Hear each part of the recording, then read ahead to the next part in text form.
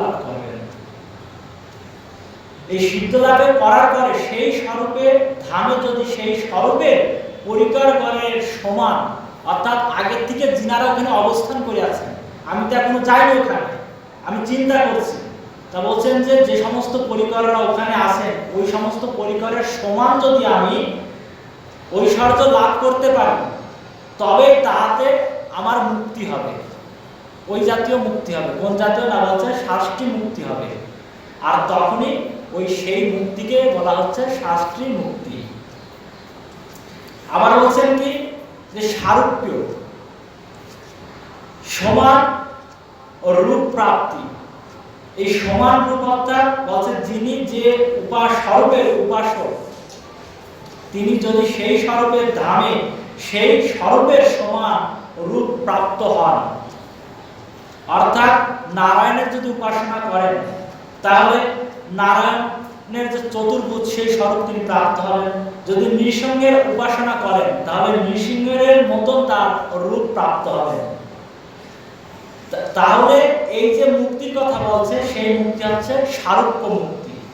তো সারূপ্য কি বোঝায়, সারূপ্য শব্দের অর্থ সেটা এখানে উল্লেখ করলেন। এবার বলছেন যে সামীপ্য, সমীপে বা নিকট স্থিত হওয়া, অর্থাৎ তিনার নিকটে পৌঁছানো।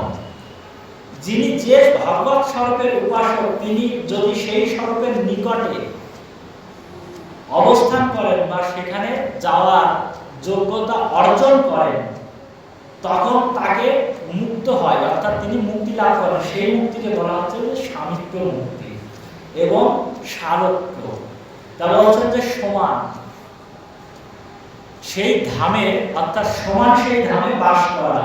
যিনি সেই স্বরূপের উপাসক তিনি যদি তাহার মধ্যে বাস করেন বা করার অধিকার প্রাপ্ত হন, তবে তাকে মুক্তি বলা হয়। অর্থাৎ এই যে জড়জাগতিক বিষয়াদি, সেই বিষয়াদিতে তার কখনোই আর প্রবেশ করতে হবে না।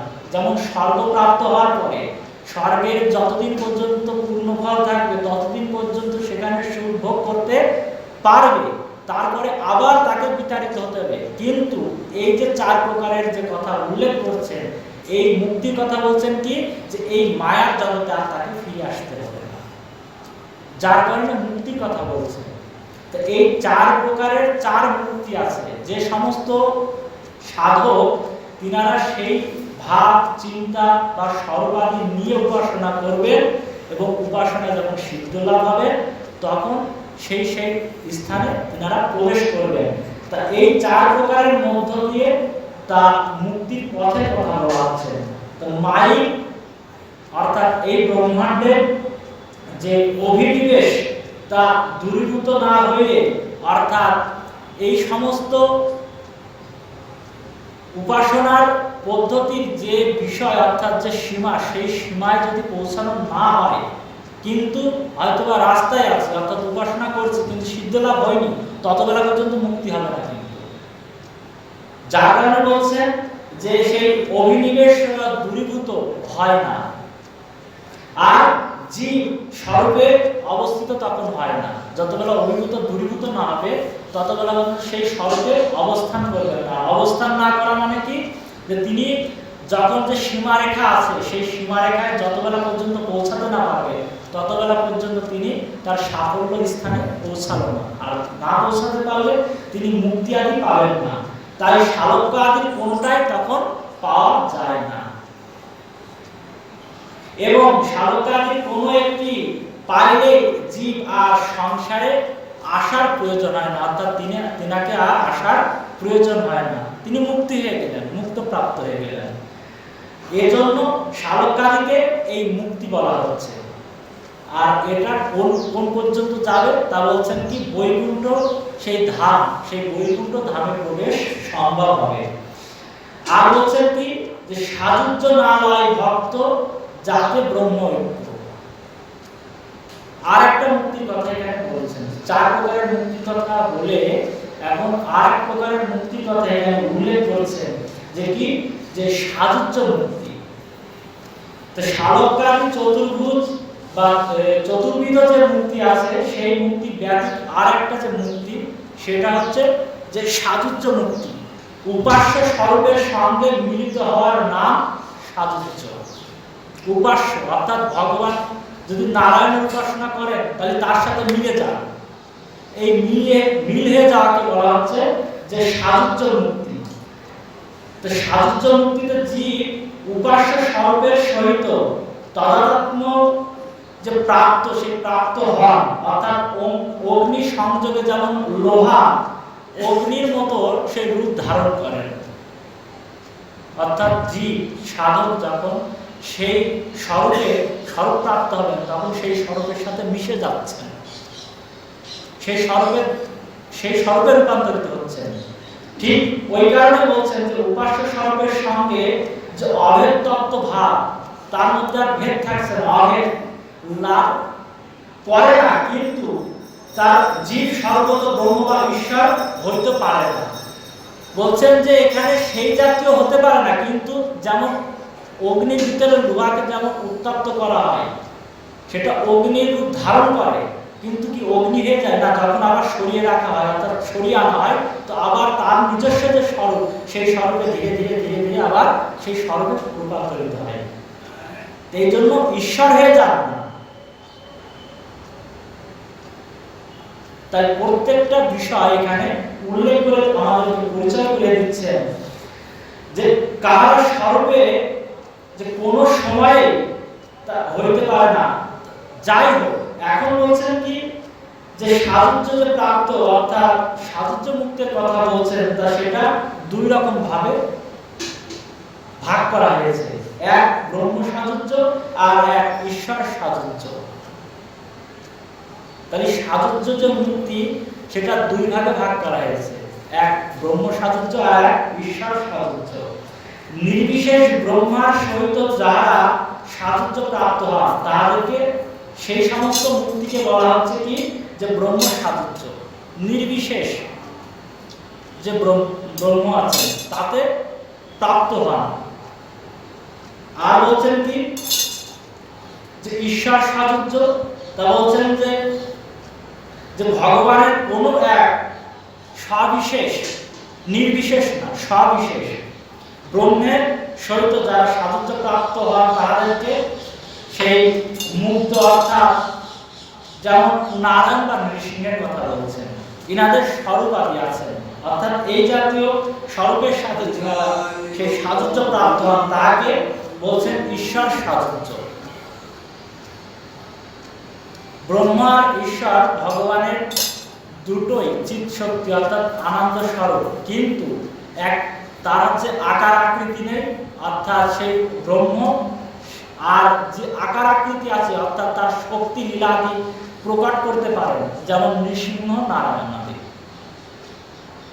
এক সবিশেষ এক নির্বিশেষ, দুই রকমের সাযুজ্য। এই দুই রকম ভাবে যে প্রাপ্ত হবেন তা বলছেন যে তার দুই রকম নামে সেই সাযুজ্য মুক্তি সম্ভব। ভগবানের আনন্দ স্বরূপ তাহার যে কোনো এক স্বরূপের আনন্দ, অর্থাৎ যে কোনো এক প্রকারের যে ব্রহ্ম স্বরূপ বা ঈশ্বর সাযুজ্য সেই স্বরূপ। তা এই কারণে বলছেন যে ব্রহ্ম আনন্দ স্বরূপ, চিৎ এবং আনন্দ স্বরূপ। যারা সাযুজ্য মুক্তি লাভ করেন তারা ব্রহ্মের বা ঈশ্বরের আনন্দে নিমগ্ন হয়ে থাকেন, এবং বলছেন কি তাদের মধ্যে সেই স্বতন্ত্রতা ভাব, অর্থাৎ কোন স্বতন্ত্রতা ভাব না, সেব্য সেবক যে ভাব, সেই সেব্য সেবক ভাব থাকে না। আর সেব্য সেবক ভাব না থাকলে সেই আনন্দ অনুভব করা যায় না। এই যে আনন্দ, এই আনন্দ আর বোধের যে ভাব অর্থাৎ মাধুর্য ভাবের যে আনন্দ, সেই ভাবের অনেক পার্থক্য। সেখানে সুখ অনুভব করা যায়, অর্থাৎ নিজের স্বাধীনভাবে ভগবানকে সেবা করা যায়, সে ভগবানকে প্রীত অর্থাৎ সুখ দেওয়ার নিমিত্তে সেই ভক্তরা সবসময় তৎপর হয়ে থাকে। কিন্তু সেখানে ভগবানের সেবার কথা এখানে উল্লেখ আসে না। এখানে উল্লেখ আসছে এটাই যে সে স্বয়ং ভগবান অনুভব করতে থাকে। তো যে ভগবান হয় সে কি সেবা নেবে না সেবা দেবে, যার কারণে মুক্ত হয়। অর্থাৎ ঈশ্বর সাযুজ্য আর ব্রহ্ম সাযুজ্য, দুই সাযুজ্যতে তখন সে আনন্দতে নিমগ্ন থাকে, কিন্তু ওখানে সেব্য সেবকের ভাব আসে না।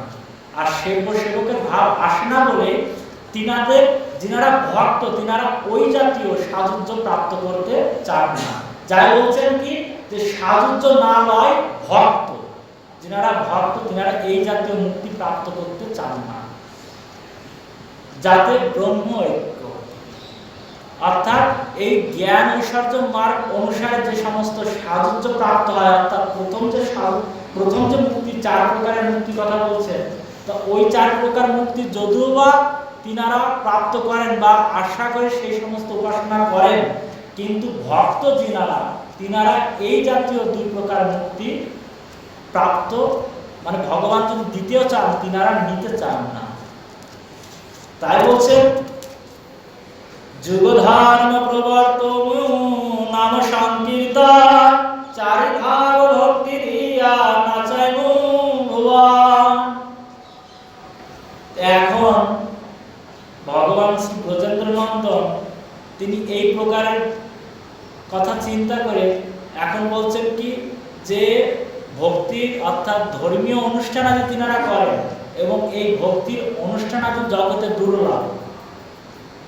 এই কারণে সে যুগ ধর্ম অনুসারে, কারণ প্রত্যেক যুগের এক এক যুগ ধর্ম আছে, কিন্তু এই নাম সংকীর্তন আমি যুগ ধর্ম হিসাবে প্রবেশ করিয়ে এমন ভাবে তাকে নিমগ্ন, অর্থাৎ এই প্রেমধানে মাতায়ে দেব, জগৎকে নাচাবো।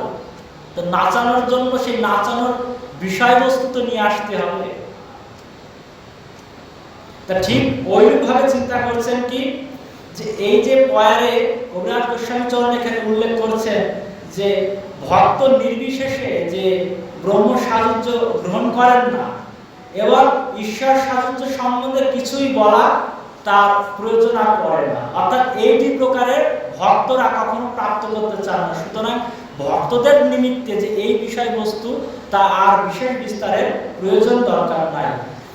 তা বলছেন কি যে ভক্ত সাযুজ্য মুক্তি গ্রহণ না করিয়া এই সাযুজ্য আদি অর্থাৎ 4 প্রকারের যে মুক্তি, সেই মুক্তিও তিনারা গ্রহণ করেন না। কেন না বলছেন যে এই জাতীয় মুক্তি প্রাপ্ত করা আমাদের মূল উদ্দেশ্য না, এখানে ভক্তের কথা উল্লেখ করছেন। আর এই ভক্ত কোন ভক্ত না বলছেন যে ভগবানের সেই মাধুর্য আদি অর্থাৎ রাগানুগা মার্গ যুক্ত ভক্ত।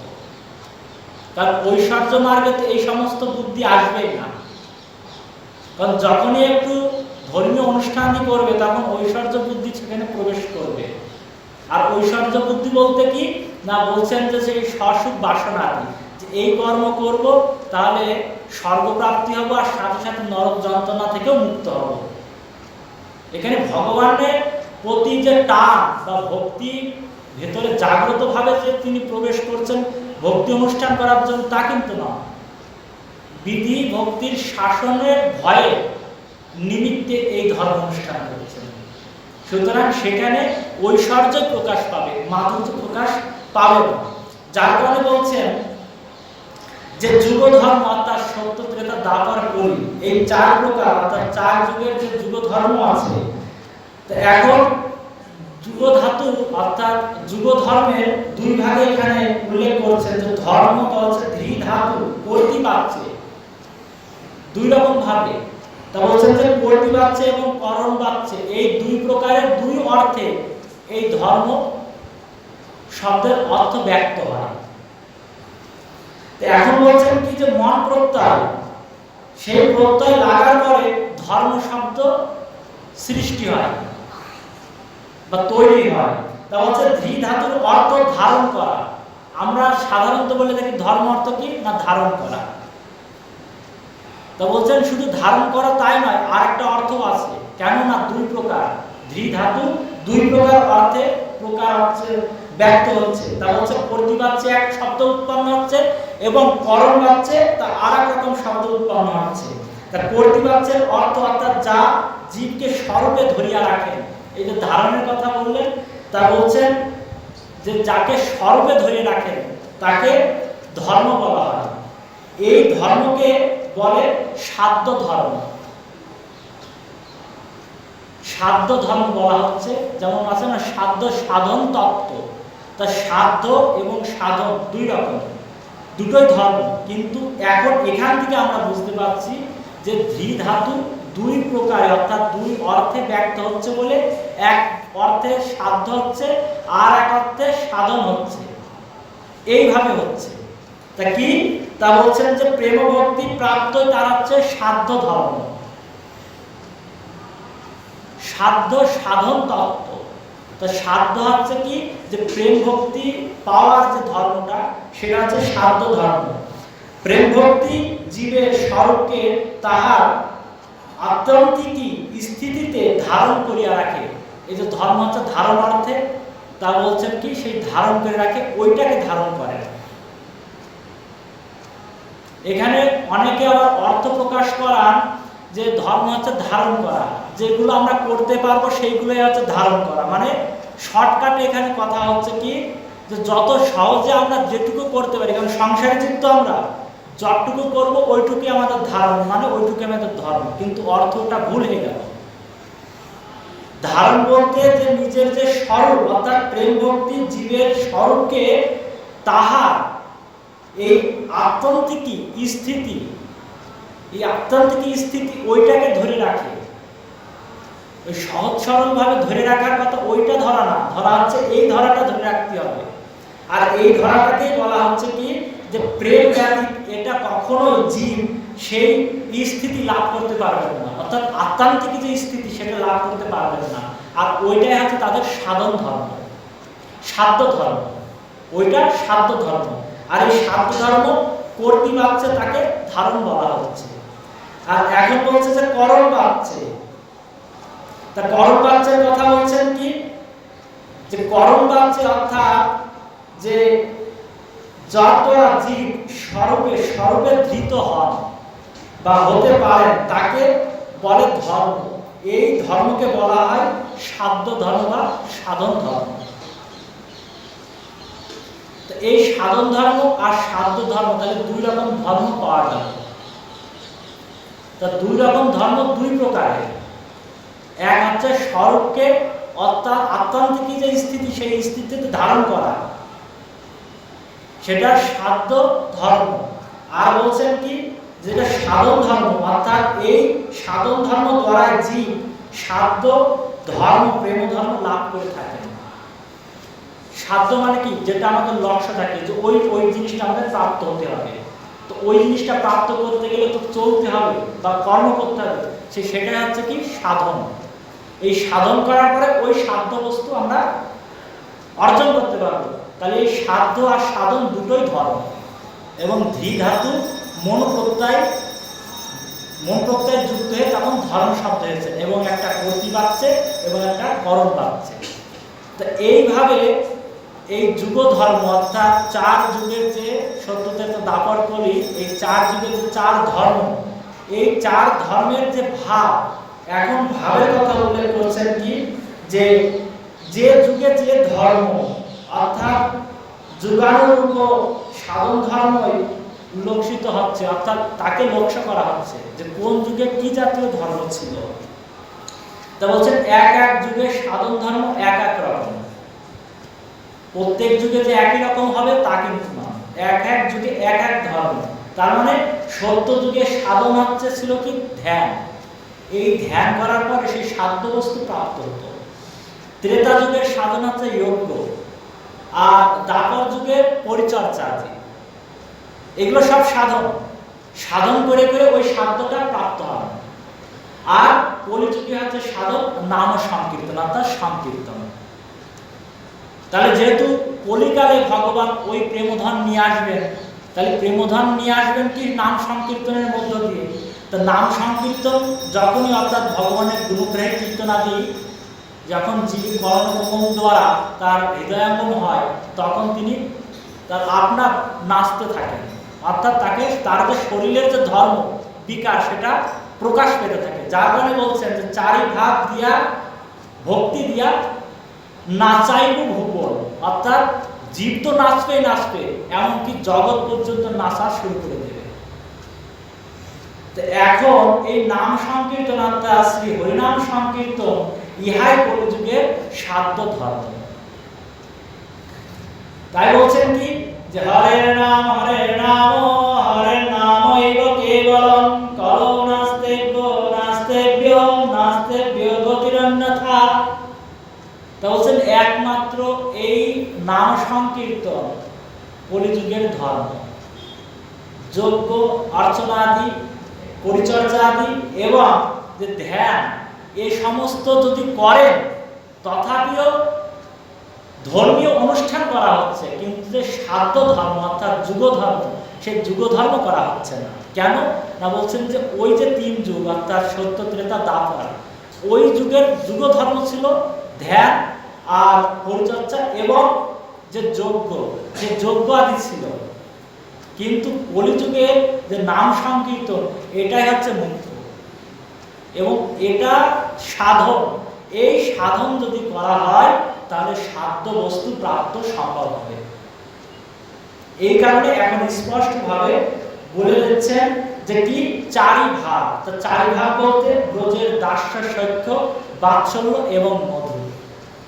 এই 4 ভাবের মধ্য দিয়ে অর্থাৎ প্রেম ভক্তি 4 রকমের হয়ে থাকে।